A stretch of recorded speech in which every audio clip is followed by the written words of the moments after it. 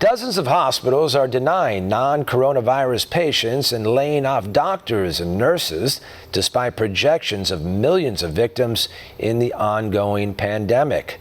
One America's Kristian Rouz looks into this matter. The day before we were laid off, we were officially notified through email that our layoff was imminent. Empty hospitals, laid-off personnel, and billions of dollars in excess spending mark the new chapter in America's battle against the Chinese virus. Over the past few weeks, mainstream media and Democrat officials claimed the virus would cause millions of deaths and overwhelm hospitals in an apocalyptic end-of-times scenario. As a result, the U.S. government spent $660 million on Army field hospitals alone, and Democrats still say it's not enough. The federal response has been insufficient and that more people are dying as a result.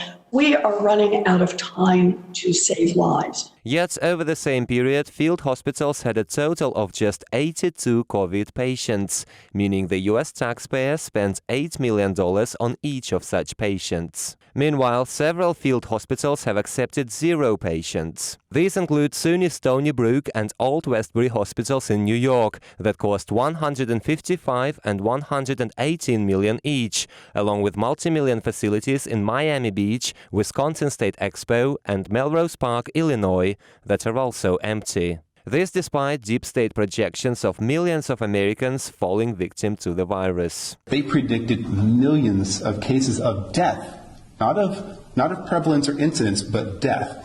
That is not materializing. However, House Democrats are now calling for an additional $3 trillion to be spent on COVID relief. Although only a fraction of that money goes to the reopening of U.S. economy or helping workers and small businesses. We must have empathy for our heroes, the healthcare workers, for how exhausted and how stressed they are in doing their jobs. Meanwhile, at your nearest hospital.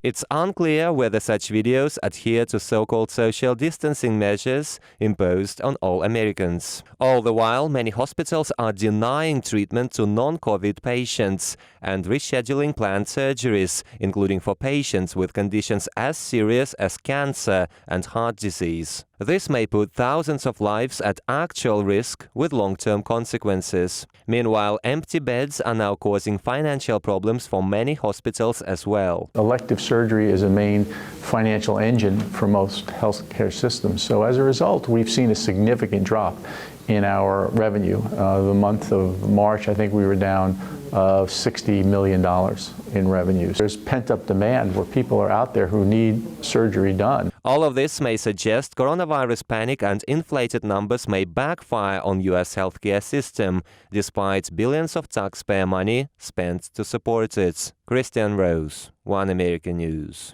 Want to see more videos like this?